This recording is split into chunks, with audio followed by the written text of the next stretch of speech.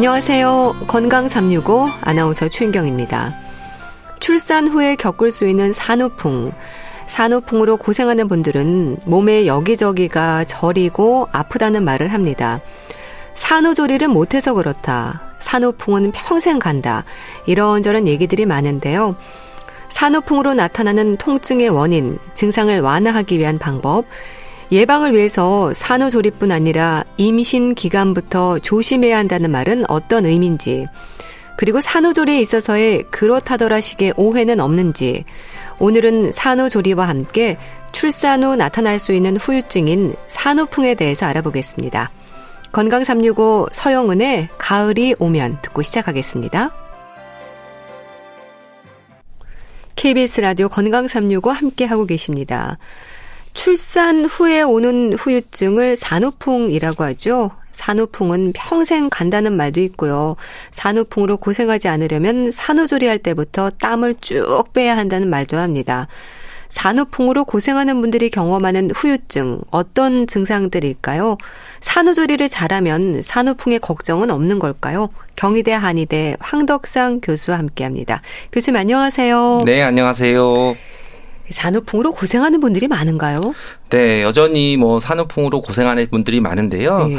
물론 이제 생활 환경도 좋아지고 또 육체적인 건강이나 이런 것도 굉장히 좋아지고 영양도 좋아져서 산후풍이 줄 수가 있죠. 네. 물론 난방 온수도 잘 되고 산후조리원 이용들도 굉장히 늘어나고 해서 어쨌든 산후조리를 하는 것들이 좋아지긴 했지만 사실 최근에 이제 저출산 문제가 굉장히 심각하잖아요. 네. 물론 여러 가지 요인들이 있겠지만 결혼하는 시기도 늦어지고 임신 출산하는 연령이 늦어져서 이제 35살 이후가 되면 고령 임산부라고 하는데 바로 이 고령 임산부가 되면은 임신에 대한 난임도 문제지만 중요한 산후 회복하는 것도 늦어지고 그러면서 이런 산후풍 증상들을 가지고 많이 또 힘들어하시는 분들도 많이 있습니다. 네.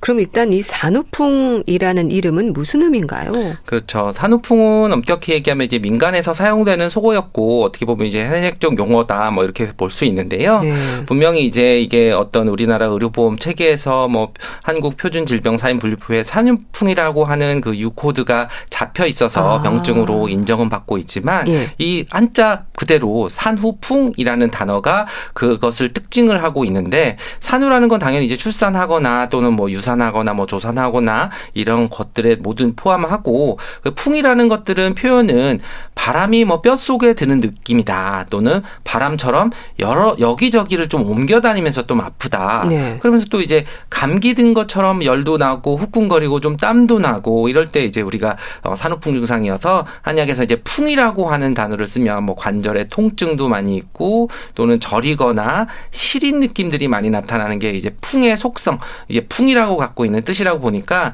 결국은 이제 정상 분만을 했든 아니면 유산을 했든 조산을 했든 어떤 임신과 관련되는 그 출산 후와 관련돼서 이런 여러 가지 통증, 시림 또 통증이 왔다 갔다 하는 증상들이 나타나는 그런 증후군 같은 것을 산후풍이라고 합니다. 네. 이 산후풍으로 고생하는 원인이 뭔가요? 그렇죠. 원인은 사실 이제 증후군이라고도 볼 수도 있기 때문에 한 가지로 얘기할 수는 없죠. 그렇지만 우리가 이제 임신과 출산 과정에서는 굉장히 우리 인체에 큰 변화가 있는데 그 중에 하나는 이제 우리가 호르몬 변화도 있는데 근데 이제 여성 호르몬 중에서도 이제 릴렉신이라고 하는 그런 호르몬들은 우리 골반들이나 전신 관절 있는 것들이 좀 이렇게 느슨해지는 그런 관련이 있는 것들이 임신 기간 중에 변화가 되는 경우들도 있고요. 또 이제 출산 과정에서 이제 너무나 큰 변화들은 우리가 투절도 있고 기운도 많이 쓰고 그래서 어떻게 좀 정리를 하면은 체력이 좀 변화가 되고 기혈도 변화가 되고 또 근력이나 인대들의 이런 변화들이 있기 때문에 이런 게 이제 정상적으로 변화가 됐다 잘 회복이 되면은 산후풍이 없이 잘 산후조리가 잘 되는 거지만 이제 분만 과정 또는 이제 분만 직후에 어떤 다른 환경에 따라서 이런 것들의 균형이 깨지고 기혈이 좀 부족하고 많이 고생하면은 산후풍으로 그런 증상들이 생기게 됩니다. 그럼 뭐 허약한 기혈, 순환 장애가 있다면 몸이 약한 분들의 경우에는 산후풍이 좀 더 심하게 올 수 있는 걸까요? 그렇죠. 이제 뭐 꼭 이게 뭐 100%는 아니지만 기본적으로 이제 산후조리를 할 때 보면 우리가 요즘에 이제 임신과 출산의 연령들이 조금 늦어지기 때문에 오히려 젊은 분들보다는 이제 35살이 넘어가는 그런 분들이 많이 오게 되는데 예. 어떻게 보면 뭐 특별히 아픈 거는 아니죠. 다 정상분만을 했고 임신 중에도 큰 문제는 없었지만 회복이 빠른 분이 있고 다른 또 회복이 좀 더딘 분이 있거든요. 그래서 우리가 분만하고 나서 보셔도 분만 직후부터 이제 바로 열심히 잘 이제 걸어 다니시는 분들도 있는 반면에 출산하시고 한 달이 지났는데도 이제 잘 걷지 못하고 이제 골반이나 이런 통증 때문에 많이 힘들어하시는 분들이 있는데 기본적으로 이제 그런 분들은 기혈이 다를 수도 있고 또 어떻게 좀 다른 말로 바꾸면은 관절이나 인대들의 그런 근력이나 이런 것들이 좀 튼튼한 사람과 좀 튼튼하지 못한 사람이 있어서 그런 것들이 회복이 더딘 그런 분들이 있어서 단순히 이제 근력이나 이런 것들도 볼 수도 있고 기혈이 좀 많고 적고 이런 거에 따라서 어떤 특정적인 산후풍 증상이 더 심하게 나타나는 분들이 있고 또는 이제 좀 잠깐 나타났다가 회복이 잘 되고 지나가시는 분들도 있다고 볼 수 있습니다. 또 체질하고도 연관이 있습니까? 네, 우리가 뭐 체질이라고 얘기하면 사상 체질이라고 이제 딱 생각을 하시는데요. 산후풍과 이 사상 체질과는 사실은 어떻게 보면 이제 엄밀하게 관련은 없고요. 엄밀하게 관련이 없다는 것은 모든 체질에 그에 해당하는 이제 산후풍 증상은 다 나타날 수 있거든요. 그렇지만 이제 그런 체질에 따라 어떤 양상을 보인다보다는 우리가 이제 출산하시고 나서 있는 상태들은 체질적인 것보다 기본적인 우리 몸 상태를 볼 수도 있거든요. 아무래도 기운도 많이 떨어져 있고 또는 출혈도 많이 있고 또는 골반이나 인대도 약해지고 벌어져 있고 또 이런 불균형한 상태가 있고 또 우리가 산후에는 또 이제 신생아의 상태가 또 아기가 또 잘 자느냐 또 잘 크느냐 잘 먹느냐 또 다른 분만 과정 중에서 어떤 다른 질환이 있었느냐 없었느냐가 오히려 이런 산후풍과 더 관련이 있고 기본적으로 내가 평소에 어떤 체질적인 그런 소견과는 조금 이제 거리가 있다고 볼 수 있습니다. 네. 그런데요, 또 산후풍은 평생 간다. 그래서 특히 출산 달만 되면 몸이 더 아프다는 말도 있던데요. 이거 맞는 얘기인가요? 네, 그런 경향을 보이기도 합니다. 그래서 산후풍이 어떤 분들은 이제 그 해당 달에 뭐 겨울에 났는데 나는 겨울만 되면은 관절이 쑤시고 아프고 시리고 이런 쪽으로 계속 나타나시고 또는 이제 뭐 여름에 했는데 여름에 이제 산후조리를 하다가 너무 이제 뭐 에어컨 바람이나 이런 거에 뭐 손상이 돼서 너무 시린 증상들이 있었는데 특징적으로 이제 그 달이 되면은 이제 더 통증이 있거나 그러는데 사실 이거는 이제 모든 분들이 다 그런 거는 아니고 어떻게 보면 이제 기본적인 그런 고시기가 돼서 내가 체력 관리를 조금 더 못하는 상황이 된다든지 그랬을 때 좀 더 불편한 증상들이 좀 나타나는데 만약에 이제 그런 증상이 있으시다고 하면 불편한 그런 달 전에 미리 조금 몸을 보호하거나 기혈을 보충시켜주거나 관절을 강화시켜주는 그런 치료를 받거나 한약을 드시는 것도 오히려 조금 더 수월하게 잘 지나가실 수 있는 그런 방법이 될 수 있습니다. 또 산후조리에서 이제 계절과 상관없이 난방을 하고 두꺼운 이불을 덮고 샤워도 안 하고 어르신들이 그래야 한다고 또 말씀들 하시더라고요. 땀을 내야 한다는데 이건 어떨까요? 그렇죠. 어느 정도는 이제 맞는 그런 전통적인 그런 산후조리 방법이라고도 볼 수 있는데 또는 이런 땀을 뺀다 또는 난방을 한다 이런 것들의 의미를 잘 생각을 해보면 기본적으로 이제 임신 과정에서는 임산부들은 굉장히 이제 수분이 정체되고 어떻게 보면 좀 많이 체중도 늘고 붓기가 많이 있는 상태인데 출산하고 한 2, 3주 정도까지는 이 붓기가 빠지는 시기들이거든요. 그럼 그 시기에는 어떻게 보면 이제 좀 땀이 좀 나가는 것도 뭐 병리적인 것보다는 생리적으로 자연스러운 현상일 수도 있고 그걸 좀 도와주기 위해서 몸도 좀 따뜻하게 하고 이제 땀을 빼는 것이 좋은데 우리가 예를 들면 이제 사우나 같은 데 보면은 이제 딱 쓰여 있는 게 뭐 임산부 노약자 고혈압 주의해서 갑자기 땀을 억지로 빼지 마라 이런 게 쓰여 있잖아요.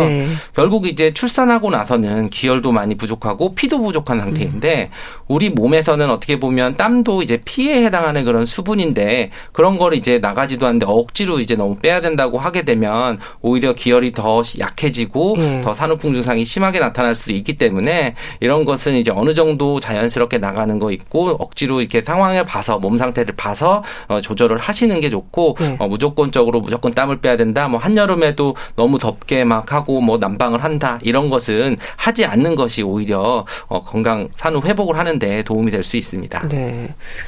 자, 그리고 또 산후풍과 관련해서 또 다른 오해들이 있을까요?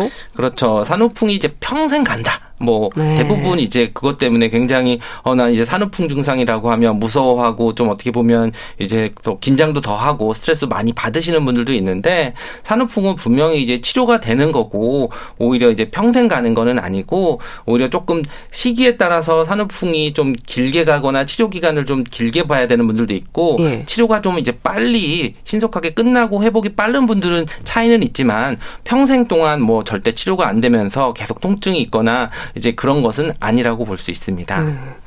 근데 이런저런 얘기들이 왜 나온 걸까요? 그렇죠. 어떻게 보면 이제 산후풍이 평생 치료가 안 되는 것 같은 증상, 특징 증상들이 있거든요. 네. 특히 이제 뭐 허리 골반과 관련되는 그런 통증이 있을 때는 이제 평생 가는 느낌으로 가시고 이제 어르신들이 이제 얘기를 할 때 뭐 아기 날 때 허리를 틀어서 나서 허리가 아팠는데 그 아픈 게 뭐 30년 지났는데도 네. 지금 그때 아픈 통증이 계속 된다고 얘기를 하시는데 그 이유는 뭐냐면 사실은 이제 출산하고 임신 중에 어떤 골반에 있는 인대들이 늘어나 있는 상태에서 회복이 되는 이제 출산 후 6개월까지 기간 동안 이게 자리를 잡고 관절들이 이제 회복을 해야 되는데 네. 예전에는 어떻게 보면 이제 산후조리를 잘 못하고 또 이제 생활하는 것들이 쪼그려 앉거나 골반이 이제 벌어진 상태로 이제 유지돼서 생활을 하는 것들 때문에 그런 생활을 하면은 이제 그 회복되는 시기를 놓치게 되는 거죠. 그러면 이제 우리가 이 릴렉신이라고 하는 그런 관절들을 이완시키는 호르몬이 더 이상 나오지 않는 시기가 되면 일종의 근육들이 굳게 되는 겁니다. 그럼 이제 굳은 상태로 그거를 또 좀 길게 치료하면서 회복을 시켜야 되는데 그렇지 못하면은 그 아픈 통증들이 계속 이제 반복되는 것처럼 느껴지는데 결국 이제 그것도 그런 문제라는 걸 알고 허리나 골반이나 이런 균형들을 강화시키고 근육들을 회복시키는 그런 치료를 하면 이제 평생 가는 게 아니라 좋아지게 할 수 있습니다. 네. 그러면 이제 특징 증상이라고 얘기하셨는데 산후풍의 증상이랄까요? 출산 후에 나타나는 후유증이라는 말로 아주 범위가 좀 넓은데 증상들이 어떻습니까? 네, 가장 이제 기본적으로 이제 통증이겠죠. 그래서 뭐 전신이 아프거나 또는 손목이 아프거나 뭐 관절이 아프거나 꼬리뼈가 아프거나 뭐 무릎이 아프거나 뭐 발목이 아프거나 발바닥이 아프거나 이런 통증 증상들이 나타나고 거기에 어떤 전신 증상들로 해서 뭐 땀이 많이 난다든지 그리고 시리면서 이제 찬바람이 느껴진다든지 남들은 다 느껴지지 않는데 나는 이제 뭐 무릎에서 바람이 나와요. 뭐 손목에서 바람이 나와요. 이런 것들로 나오실 수도 있고 그러면서 이제 두근거리거나 뭐 불안하거나 뭐 요즘엔 우울감이나 어지러운 거나 이런 여러 가지 전신 증상들도 같이 나타나실 수가 있습니다. 네. 이런 많은 증상들을 동시에 여러 부분에서 느끼는 경우도 많은가요? 그렇죠. 이제 산후풍의 통증은 딱 한 곳이 아픈 게 아니라 굉장히 다발성으로 나타나서 산모들은 어디가 아프세요? 그러면 처음부터 전신이 다 아파요라고 얘기를 하게 되는데요. 맞아요. 사실은 이제 산후풍의 통증들을 만약에 뭐 정형외과적인 어떤 그런 검사를 했을 때는 특별히 또 진단이 안 되는 분들도 많거든요. 네. 그런다고 보면 결국 이 통증이 오는 원인들의 하나는 이제 우리 몸의 연부 조직이라고 해서 근육이나 인대의 어떤 이상으로 인해서 통증이 오는데 그게 이제 이완돼서 오는 통증들의 경우들이 있거든요. 네. 근데 그 근육이나 인대들이 국소적으로 고정되어 있는 것 같지만 사실 이제 그걸 싸고 있는 근막이라는 개념으로 보면은 전신의 하나의 그 기차 선로처럼 쭉 다 연결이 되어 있는 거라서 골반에서 어그러진 상태가 되면은 그와 연결되어 있는 허리도 또는 어깨도 또는 손목까지도 다 이렇게 아프거나 뭔가 연결이 되어 있어서 이런 통증의 양상이 물론 주관적인 표현이긴 하지만 다발적으로 뭐 이것저것 다 아프고 한쪽의 균형이 무그러지면은 다른 쪽. 그래서 저는 이제 산모들께 이제 설명을 드릴 때 우리가 이제 텐트를 쳤을 때 줄로 팽팽하게 균형을 맞추면 올바른 텐트가 되어 있지만 골반이 틀어지면서 텐트 줄이 하나 느슨해지거나 하나가 당겨지면은 텐트가 무너지면서 오히려 그 모양이 힘들어지고 제대로 지지를 해줄 수가 없는 것이 바로 이제 산후풍의 어떤 통증 또는 나는 왜 이렇게 힘들어 피곤해 이런 증상들이 나타나는 그런 원인처럼 설명을 드리고 있습니다. 네. 그 중에서 특히 뭐 시리고 저린 증상이 좀 흔하지 않나 싶은데요. 그렇다면 산후조리를 잘하면 산후풍에 대한 걱정은 안 해도 되는 걸까요? 그렇죠. 기본적으로 뭐 모든 분들이 출산했다고 해서 다 산후풍을 겪는 것은 아니고 그리고 또 회복도 잘 되시기 때문에 어떻게 보면은 이제 산후조리를 잘 하거나 하면은 이 산후풍을 예방하고 없이도 잘 지내갈 수 있기 때문에 걱정은 안 하셔도 되는데 이럴 때 저는 이제 오히려 조금 다시 강조를 드리면 보면은 예. 산후풍을 예방하는 것은 사실 산후조리를 잘하는 것도 있지만 산 전에 근력들을 좀 유지를 하고 어느 정도 좀 기운을 좀 회복을 하고 체중도 좀 회복을 하고 너무 마르서 근육이 빠지지 않는 그런 상태를 유지를 하고 그리고 이제 출산하고 나서도 산후풍 예방을 위해서 그냥 마구 쉬는 분들이 있거든요. 예. 물론 이제 굉장히 뭐 그 출산하고 나서 기혈도 부족하고 힘들고 육아라는 과정이 힘들기 때문에 나는 운동을 못하고 쉬는 게 계속 좋다 이렇게 생각하실 수도 있지만 이 산후풍이라는 관점에 보면은 근육이나 인대들이 이완돼 있는 것이 문제이고 이게 다시 수축시키는 그런 과정들이 있고 어떻게 보면 그런 것들은 근력이 회복되는 과정이 필요하다고 보면은 오히려 적절한 시기에 내 그 분만한 상태에 따라서 적절한 시기에 운동을 할 수 있는 시기에 꼭 맞춰서 운동을 하고 그런 것들이 이제 어떤 6개월 이전에 운동들을 맞춰서 산후풍들이 나오지 않는 그런 것들이 굉장히 중요할 수 있습니다. 네. 참 증상에 대한 표현도 다양하고 이제 산후풍 하면 여기저기 막 아프다는 표현들을 하시는데 증상에서 갱년기 증후군처럼 땀이 나고 뭐 체온 조절도 안 되는 경우도 있다고 하더라고요. 차이가 좀 있습니까? 네, 갱년기 증후군과 이제 산후증후군의 이제 산후풍의 그런 이제 공통적으로 얘기를 하는 게 자율신경기능 실조라고 하는 그런 것들이거든요. 결국 이제 뭐 산후풍에서도 나는 그냥 일정한 온도에서 적절히 있는데 땀이 비 오듯이 흐르거나 또 체온 조절이 안 되고 시리고 또는 뭐 열이 나고 덥거나 이런 것들 때문에 굉장히 뭐 다른 사람들은 일정한 적정한 온도라고 하는데 나는 혼자 추워서 뭐 온도를 높이거나 뭐 내복을 입고 있거나 그런 계절에 안 맞는 그런 상태가 되듯이 또 갱년기도 어떻게 보면은 다른 사람들은 덥지 않은데 오히려 나만 이제 안면홍조라고 해서 굉장히 열이 나고 답답해서 이제 뭐 한겨울에도 뭐 창문을 열고 자야 될 정도로 이렇게 나타나는데 공통적으로 이제 자율신경계라고 하는 것이 우리 몸에서 뭐 체온도 조절하고 땀도 조절하고 또는 잠이나 여러 가지 그런 기능적인 것들을 조절하는데 그런 게 깨지는 것들이 좀 공통적으로 나타날 수 있지만 증상들은 또 좀 산후와 갱년기는 좀 다르게 나타날 수가 있습니다. 결국은 이제 어떻게 보면 갱년기와 산후의 공통점이라고 하면 한의학에서 볼 때는 기와 혈이 부족해지는 그 음허 증상들이 좀 나타나서 기본적으로 산후에도 보혈을 시켜주거나 보음시켜주고 자음시켜주는 것들을 처방을 쓰게 되고 갱년기 증상에서도 오히려 자음시켜주는 약을 써야지 그런 증상들이 좀 개선이 되는 것을 볼 수 있습니다. 네. 그럼 산후풍이라고 나름 짐작하는 분들 중에는 또 다른 질환의 위험일 수도 있지 않을까요?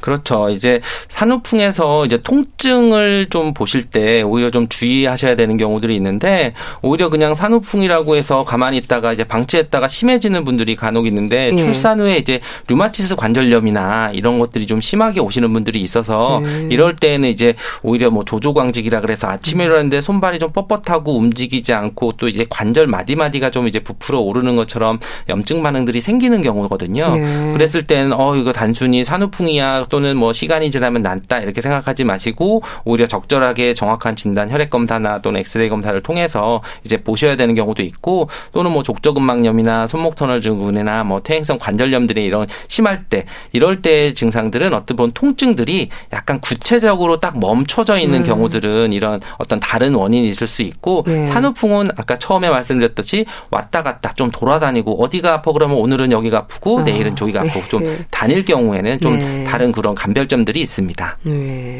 그럼 산후풍에 대한 치료라고 해야 할까요? 산후풍으로 고생하지 않으려면 어떤 방법이 있을까요? 기본적으로 뭐 한의학에서는 이런 산후에 왔을 때 기혈을 보충을 시켜주고 인대들이나 근육들을 강화시켜주는 그런 약을 써서 오히려 회복을 좀 도와주는 경우도 있고 그리고 이제 그랬을 때 오히려 어혈이나 이런 것들이 좀 노폐물들이나 많이 있을 때는 그런 것들을 제거해주는 그런 치료들이 좀 필요할 수도 있습니다. 보약을 드시는 분들도 많은데 어떨까요? 그렇죠. 우리가 산후보약이라고 하는 것들이 사실 한 가지는 아니라는 게 중요하고요. 그리고 이제 그 타이밍에 따라서 또는 사람에 따라서 좀 다르다는 거를 말씀드릴 수 있는데요. 우리가 출산하고 나서도 어떤 분들은 뭐 오로가 잘 안 나가고 좀 이제 배가 통증이 콕콕 쑤시는 것처럼 많이 아픈 분들도 있고 또 어떤 분들은 그런 것은 괜찮은데 너무 기운이 없어서 정말 밥숟가락 들림도 없고 밥맛도 없고 식욕도 떨어지는 그런 분들이 있을 때는 보기시켜주는 약을 써야 되고 또 이제 어떤 분들은 출혈도 많았고 또는 어지러운 것도 심하고 이제 우리가 빈혈이 있는 그런 혈어라고 하는 피가 부족한 증상들이 있을 때는 네. 보혈시켜주는 그런 한약 보약이 정도가 들어갈 수도 있고요. 나는 이것도 다 괜찮아. 그런데 어떤 통증 쪽이면 관절만 강화시켜주면은 또 이제 강근고 시켜주는 보약들이 있어서 어떤 일반적인 그냥 딱 한 가지 보약 이런 게 아니라 산후에는 그 사람에 따라서 또는 내가 출산한 지 얼마나 됐느냐, 뭐 직후냐 또는 지났느냐 또는 3개월 이후냐 이런 거에 따라서 그런 산후 보약들이나 조리하는 약들이 다 달라지게 정확하게 진단을 받고 처방을 하고 있습니다. 네. 그럼 산후풍이 없도록 산후조리에 신경을 써야 할 텐데요. 가장 강조하고 싶은 부분이 뭘까요? 기본적으로 이제 요즘에는 허증이라고 해서 못 먹고 어떤 그런 거 어떤 뭐 보약을 너무 많이 먹는 것보다는 어떻게 보면 그런 것들은 영양적인 상태는 좋은데 중요한 건 이제 조리라고 하니까 이렇게 굉장히 많이 좀 쉬고 운동도 이제 안 하고 어떻게 보면 이제 그러면 자연스럽게 회복이 된다고 생각을 하면서 이 적절한 치료 시기를 놓치게 되는 게 가장 좀 안타깝습니다. 그래서 우리가 보통 3개월 또는 6개월을 강조를 하는데 보통 3개월까지는 우리가 산후에도 너무 빨리 이제 다이어트를 하면서 체중을 줄이겠다 생각하면서 먹는 것도 줄이고 또는 뭐 어떻게 보면 운동도 빨리 시작하는 이런 거보다는 3개월까지는 체력을 회복하는 그런 기간이 되고 또 이제 그 이후 6개월까지가 이제 체형을 회복하는 근력을 강화시켜주는 그런 기간이라고 생각해서 이 시기에 맞춰서 적절히 잘 산후조리를 하는 것이 굉장히 중요합니다. 예.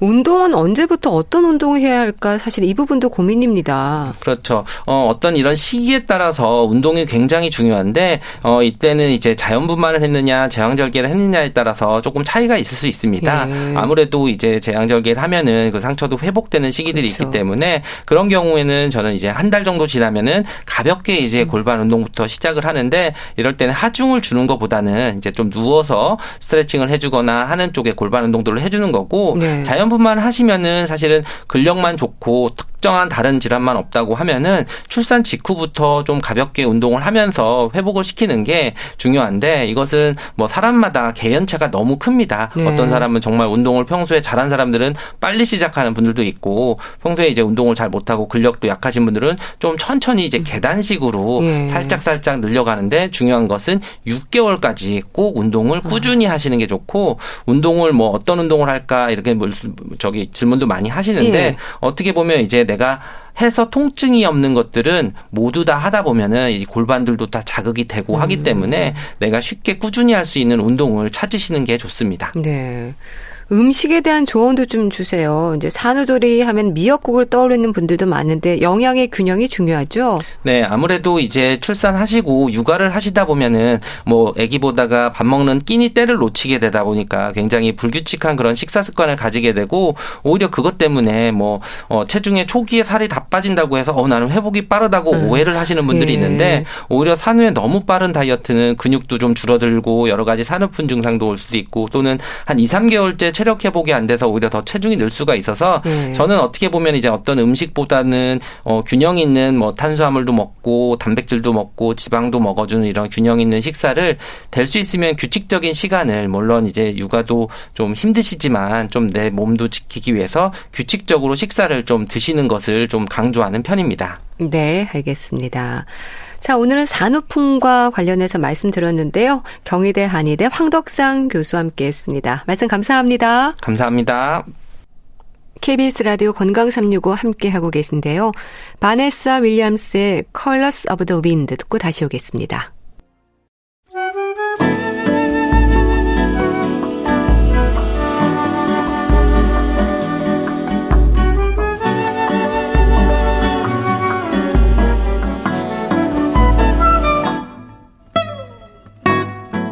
건강한 하루의 시작. KBS 라디오 건강365 최윤경 아나운서의 진행입니다.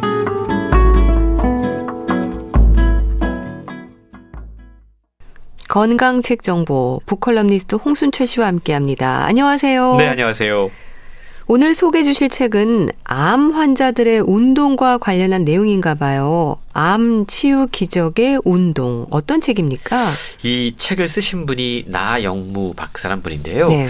이분 이름을 들어보신 분들도 제법 많으신 것 같아요. 특히 이제 스포츠나 재활학에 관심 있는 분들은 나영무 박사 되게 유명한 분인데 네. 라는 생각을 하시게 되는데 재활의학 전문의로 상당히 유명한 분이십니다.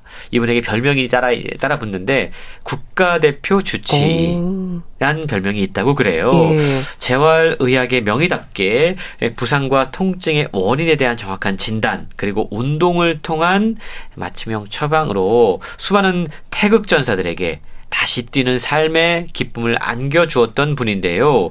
우리가 잘 아는 홍명보 선수, 박지성 선수, 기송용 선수, 손흥민 선수에 이르기까지 1996년부터 무려 22년 동안 국가대표 축구 주치의를 맡았다고 그럽니다. 예. 뿐만 아니고요. 골프 선수 박세리, 피겨의 김연아 선수, 리듬 체조 손연재 선수, 또 스켈레톤의 윤성빈 선수 다 이분 통해서 재활을 거쳐갔다고 그래요. 특히 운동 선수들을 치료하면서 쌓았던 풍부한 재활 노하우를 요즘에는 이제 일반 환자들에게까지 접목을 해서 건강과 행복을 찾아주는데 기여하고 있다고 그러는데요. 네. 이렇게 이분은 국가대표 주치의로서 수많은 사람들의 삶을 재활하고 살려냈습니다. 남의 건강을 챙기는데 누구보다 자신 있었던 그였는데요. 그에게 갑자기 예기치 않은 시련이 닥치게 됩니다. 예. 2018년 직장암 말기라는 청천벽력 같은 진단을 받게 됐다고 그래요. 예. 이후에 6번의 수술, 36번의 항암 치료를 받으면서 그야말로 생사를 오가는 경험을 하게 되는데요. 이 책에는요.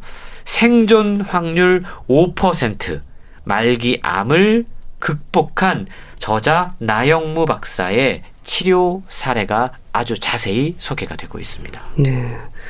그러니까 재활의학과 전문의인 나영무 박사 본인이 암 투병을 하신 거군요. 그렇습니다. 6번의 수술 그리고 항암 치료의 시간까지. 근데 참 의사들이 정작 자신의 건강은 돌보지 않는 경우가 많은 것 같은데 어떻게 지금은 잘 회복하신 거죠? 예, 책을 통해서 보면 거의 완치 판정을 받으신 그렇군요. 정말 기적적인 상황인데요. 재활의학의 명의답게 책에 보면 물론 항암 치료 수술도 있었지만 운동을 통해서 암을 극복한 사례가 소개가 됩니다. 네. 저자는 암과 항암, 화학치료로 죽었던 세포들이 짬짬이 5분 운동을 통해 되살아난다 라고 이야기합니다. 짬짬이 5분 운동. 나영무 박사가 말기암이라고 하는 어두운 터널을 빠져나온 비결이 바로 짬짬이 5분 운동이었는데요. 암에 걸린 후에 수술을 하게 되죠. 네. 그리고 항암 치료를 받으면 다양한 부작용을 겪게 됩니다. 이걸 견뎌내기 위해서 근손실을 막고 체력을 키우는 게 최우선이었다라고 책을 통해 강조하고 있습니다. 네. 어떻게 운동을 했는가 뿐만 아니고 이 책에는 말기암과 마주했던 인간적인 고뇌 그리고 따뜻한 가족애 그리고 암을 극복하기까지의 그 지난했던 과정 어떠한 약을 투약했고 어떠한 항암제를 먹었고 이런 사례들이 아주 상세하게 소개가 되고 있는데요. 무엇보다 저자가 재활의학 전문이었기 때문에 암 치료에 도움이 됐었던 운동법들을 상당히 효과적으로 소개를 하고 있습니다. 예. 그래서 암 환자들의 재활 운동에는 순서가 있다. 네. 소리 없는 암살자 근감소증. 사실 암 환자를 겪고 나서 이 근육이나 근손실이 오게 되면 항암 치료 같은 것들을 견디지 못해서 오히려 그렇죠. 힘들어진 네. 경우가 많다고 네. 그래요. 그래서 이 소리 없는 암살자인 근감소증을 없애기 위해서 어떤 운동을 해야 되는지 하마처럼 먹고 백조처럼 관리하라. 뿐만 아니고 암에 걸렸기 때문에 알 수 있는 암 극복에 대한 실질적인 조언들이 소개가 되고 있고요. 네. 보통 암 환자들이 무슨 운동을 할 수 있어? 라는 생각을 하십니다.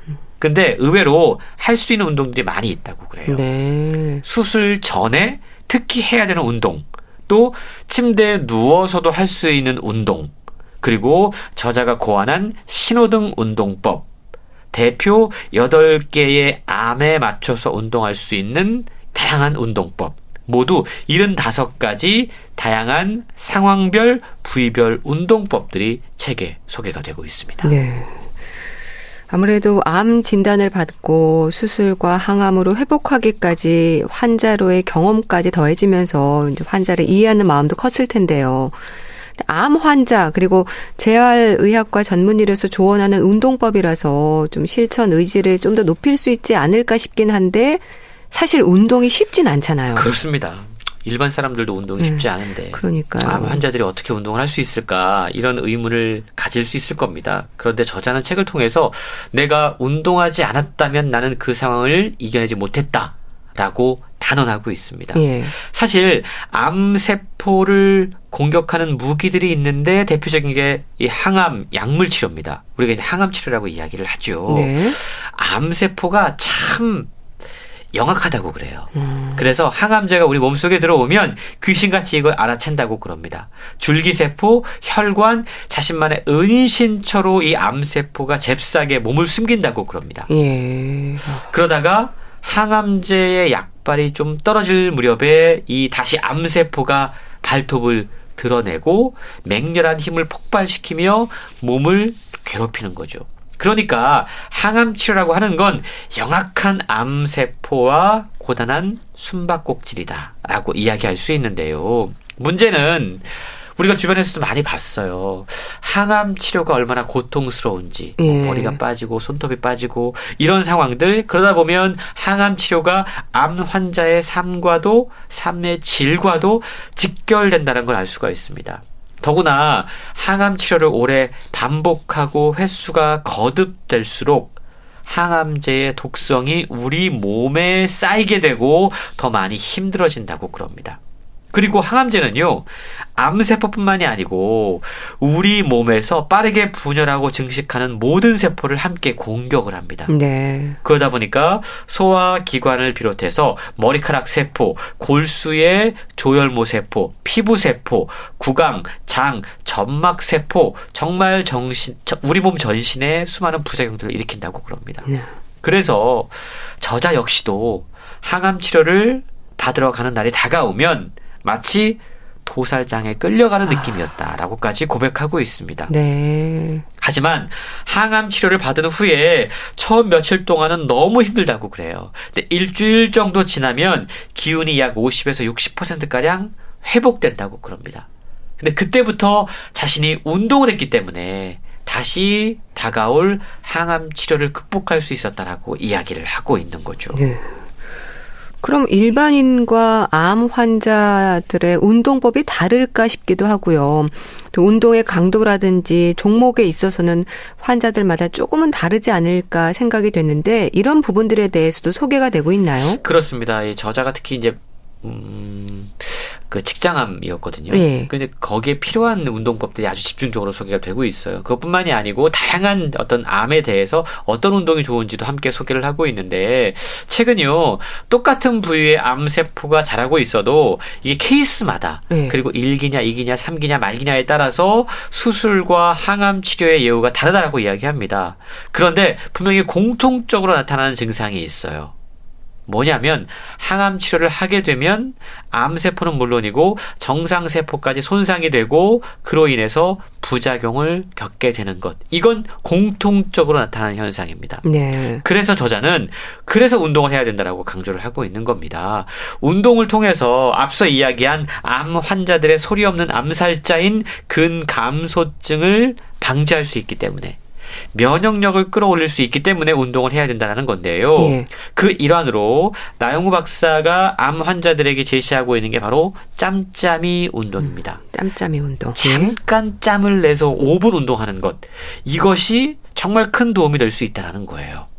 수술하기 바로 직전부터 시작해서 수술 후에 움직일 수 있게 됐을 때까지 심지어는 아무것도 할 수 없을 것 같아도 내 손에 들고 있는 휴대전화 그거라도 들어서 근력을 유지하는 운동을 할 수 있다라고 이야기를 하고 있는데요. 수술과 항암치료 부작용으로 균형 감각이 떨어져서 혼자 서 있는 것이 힘든 환자들도 있습니다. 이런 분들도 팔을 들어 올리고 가슴을 열어서 폐활량을 늘리고 허벅지와 종아리 근력을 키우고 걷고 이런 평범한 일상을 누리기 위해서 꼭 필요한 운동법들, 이게 바로 짬짬이 5분 운동이라고 하는 것들입니다. 네. 참 아무래도 힘든 항암 치료를 견디기 위해서는 체력을 키우는 게 중요하겠죠. 그렇습니다. 체력을 키우는 게 암 환자들의 운동에서는 가장 중요한 목적입니다. 수술에 이어서 항암 치료를 해야 되기 때문에 버틸 수 있는 체력 확보가 급선무라고 그럽니다. 그리고 수술할 때 전신 마취하게 되잖아요. 호흡 기능이 떨어질 수가 있습니다. 그래서 암 환자들에게 특히 중요한 운동이 폐활량 늘리는 운동이라고 그럽니다. 그렇군요. 그래서 책에는요, 호흡 근육 운동이 함께 소개가 되고 있는데 뿐만 아니고 수술을 받고 나면 통증이 찾아오고 이게 근육의 밸런스를 무너뜨린다고 그래요. 자세가 함께 나빠지면서 몸을 꾸부정하게 하고 제대로 서 있지 못하고 이런 문제들이 발생한다고 그럽니다. 이런 분들을 위해서는 척추를 바로 세우는 척추 기립근 운동이 필요하다라고 이야기를 하고 있는데요. 특히 수술 후에 잘 걷기 위해서는 코어 근육을 강화하는 훈련이 필요하다고 그럽니다. 저자가 직접 경험했던 사례들이 책에 소개가 되고 있는데요. 어느 날 수술을 마치고 항암 치료를 마치고 집에서 아파트 주차장에 차를 대다가 나는 분명히 차를 정상적으로 잘 대고 있다고 생각을 했는데 옆에 주차된 차를 쭉 긁고 가는 자신을 퍼뜩 발견했다고 그럽니다. 그동안 운동만큼은, 운전만큼은, 주차만큼은 내가 베테랑이다라고 생각을 했는데 이런 실수가 자꾸만 반복되고 있더라는 거예요. 옆차에다가 벽 기둥에다가 자기의 차를 긁으면서 주차하고 있는 걸 발견하게 된 겁니다. 내가 왜 이러지? 나중에 알고 보니까 말초신경염이라고 하는 항암치료 부작용 때문에 감각신경이 약간 문제가 생긴 걸 알게 됐던 거죠. 그렇군요. 사실 항암치료에 여러 가지 부작용이 있는데 그 가운데 말초신경염이 오는 경우가 있다고 그럽니다. 이렇게 되면 몸에서 느끼는 감각, 그러니까 균형 감각을 유지해주는 일종의 코디네이션 기능이 무너질 수밖에 없다는 거죠. 자신이 이런 상황에 처해 있다는 걸 발견하고 균형 감각 회복을 위해서 운동을 시작했는데요. 가장 쉬운 건 한 발로 서 있는 연습입니다. 시간이 날 때마다 집에서 병원에서 한 발로 서 있기 운동을 꾸준히 실천했다고 그래요. 처음에 이게 너무 힘들어서 15초 동안 했습니다. 익숙해지면서 30초, 60초가량으로 늘려갔다고 그래요. 눈을 뜨고 15초, 30초, 60초로 늘려가고 이게 익숙해지면 눈을 감고 한 발로 서기를 해보는 겁니다. 이런 식으로 효과를 높여갔다고 그래요. 그리고 벽에 손을 댄 채 팔을 펴고 좌우로 체중 이동을 하는, 이것도 균형 감각 유지에 특히 암 환자들에게 상당히 도움이 되는 운동법이라고 이야기를 하고 있고요. 이런 것들을 통해서 팔, 다리, 몸의 평형 감각과 균형 감각을 찾는 훈련이 필요하다라고 강조를 하고 있습니다. 더불어서 효과적인 운동 효과를 위해서는 좀 알맞게 너무 무리하지 않도록 조심하는 것도 필요할 텐데요. 근데 또 몸도 아픈데 이렇게 운동까지 해야 할까 이런 생각도 하실 것 같긴 해요. 그렇죠. 하지만 이 책에서 강조하고 있는 운동은 몸을 고되게 하는 그런 운동이 아니고요. 최소한의 운동법입니다. 5분 짬짬이 운동이라고 자꾸만 이야기를 하고 있죠. 저자는 운동은 그야말로 암 환자에게 생명줄과도 같다라고 이야기합니다. 몸의 혈액순환 촉진은 물론이고 면역력도 높여주기 때문인데요. 암 치료하면서 발생하게 되는 수많은 부작용, 후유증을 줄여줄 수 있고 또한 몸을 움직이면 암 치료 이후에 우울한 기분을 조절하는 데도 많은 도움이 된다라고 이야기합니다. 궁극적으로 운동이 암을 치료하고 예방한다라고 이야기하는데요. 하지만 암 환자가 운동하는 건 쉬운 일이 아닙니다.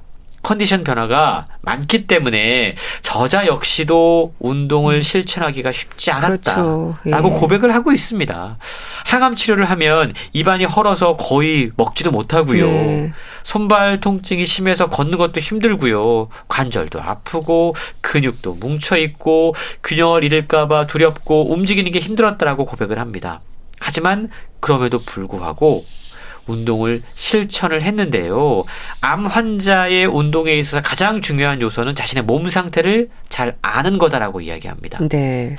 혈압이나 심장 질환으로 약을 복용하는 게 있는지, 숨이 차고 가슴에 통증을 느끼는지, 현기증이 나는지 이런 것들을 살핀 다음에 운동을 시작해야 된다라고 이야기해요. 특히 뼈나 관절에 문제가 있는지도 세심하게 체크해야 된다라고 이야기를 하고 있는데 관절에 붓기가 있는지 근육이 굳어 있거나 통증이 있는지 이런 것들을 확인한 후에 운동을 시작하는 것이 좋다라고 이야기하는 거죠. 만약에 붓기나 통증이 아직 남아있다면 괜히 운동하는 것이 무리일 수 있다라고 이야기하는데 근육 수축이 잘 안 되기 때문에 오히려 운동하는 것이 해로울 수 있다고 그럽니다. 네. 그리고 암세포가 뼈로 전이된 경우가 있지 않습니까? 네. 이럴 때는 근력 운동뿐만 아니고 스트레칭만으로도 골절 위험이 생기기 때문에 이런 경우에는 운동을 하지 않는 것이 좋다라고 이야기를 하고 있고요. 몸 상태에 맞는 운동은 부작용도 없고 빠른 회복을 돕지만 오히려 잘못된 운동을 하면 건강에 독이 될 수 있기 때문에 자신의 몸 상태를 가장 잘 아는 것이 중요하다라고 강조하고 있습니다. 네. 기력은 물론이고 면역력을 높이기 위해서도 운동이 필수적일 텐데요. 그럼 생활에서 환자들이 지켜야 하는 부분들에 대해서도 조언을 해 주셨을까요? 그렇습니다. 운동뿐만이 아니고요. 일상생활을 유지하는 암 환자들 그런 분들에게 꼭 필요한 요소들을 필수 품목들을 함께 알려주고 있어요. 네. 첫 번째 필수 아이템이 바로 마스크라고 그럽니다. 마스크요. 사실 우리가 마스크는 요즘에 이 코로나 시국 때문에 항상 들고 다니는데 암 환자들에게 특별히 중요하다고 그래요. 네. 이게 외출 시에 감염 위험을 줄여줄 뿐만이 아니고요. 암 환자들이 항암 치료하게 되면 이 구역질 나고 구토하는 게 되게 심한데 냄새 차단에도 큰 도움이 되기 때문에 암 환자들에게 마스크가 큰 도움이 된다고 이야기하고 있습니다. 두 번째가 체온계인데요. 항암 기간에는 백혈구의 일종인 호중구 수치가 떨어져서 갑자기 열이 날 수 있다고 그래요. 그래서 수시로 열을 체크해서 38도 이상의 고열이 나면 응급실로 바로 가야 된다고 그럽니다. 감염일 수 있기 때문이죠. 네. 그래서 항상 체온계를 소지하는 것이 중요하다고 이야기하고 있고 세 번째 필수 품목이 악력기, 실리콘 공이라고 이야기합니다. 암 환자에게 상당히 중요한 역할을 하는 게 혈관 관리라고 그럽니다. 왜냐하면 수시로 어떤 주사라든가 어떤 뭐 체열이라든가 이런 것들을 해야 되기 때문에. 그렇죠. 근데 혈관 관리를 하지 않으면 혈관이 잘 보이지 않거나 굳어져서 체열할 때 혈관 주사할 때 상당히 많은 어려움이 따른다고 그래요. 그래서 평소에 악력기라든가 실리콘 공을 이용해서 주먹을 쥐었다 폈다 이런 운동이 혈액순환은 물론이고 혈관까지 튼튼해지게 만든다라고 이야기합니다. 네. 모자도 중요하다라고 이야기하고 있는데 항암제 맞고 햇빛에 노출될 경우에 피부가 검게 변할 수 있어서 모자를 통해서 자외선 차단하는 것이 상당히 좋다라고 이야기하고 있고요. 그 밖에 보습 크림, 어떤 면장갑 사실 손과 발이 갈라져서 피가 나고 통증이 생기는 경우가 많이 발생한다고 그럽니다. 말초 신경염 때문에 암 환자들에게 특히 이러한 증상들이 많이 나타나는데요. 그래서 늘 보습크림, 장갑이 필요하다고 이야기하고 있고 가장 중요한 7번째 필수 품목은 마음 항암제라고 이야기하고 있는데요. 마음을 건강하게 유지하는 게 상당히 중요합니다. 암세포와의 전쟁은 장기전이기 때문에 여기에서 흔들리지 않기 위해서 도움이 되는 책을 소지하거나 아니면 종교를 갖거나 이런 것들이 큰 도움이 된다라고 이야기하고 있습니다. 네. 자, 운동과 함께 일상에서 지켜야 하는 부분들이 담겨 있는 암 치유 기적의 운동 소개해 주셨는데요. 잘 들었습니다. 북컬럼니스트 홍순철 씨였습니다. 감사합니다. 고맙습니다. 방탄소년단의 유포리아 보내드리면서 인사드릴게요. 건강365 아나운서 최인경이었습니다. 고맙습니다.